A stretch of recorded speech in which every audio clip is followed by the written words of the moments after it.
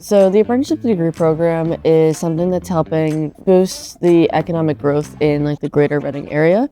So it's bringing in Alvernia students to different companies so that they can get paid working experience and grow their skill set for when they go into their actual careers later down the line. Even going into this, I still had no clue what I wanted to do. And just working in this department, seeing, their day-to-day operations, what they actually do, the company culture there, it made me realize I could really see myself working within IT. I really do like at the county that I can interact with so many people in different departments.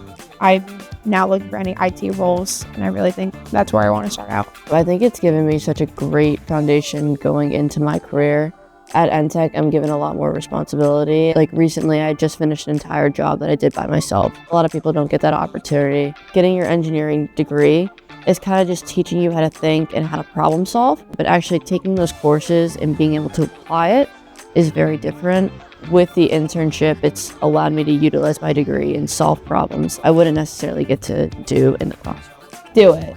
100% take the opportunity and do it. All the experience you can get is so important to put on a resume or even just talk about with someone. So do it.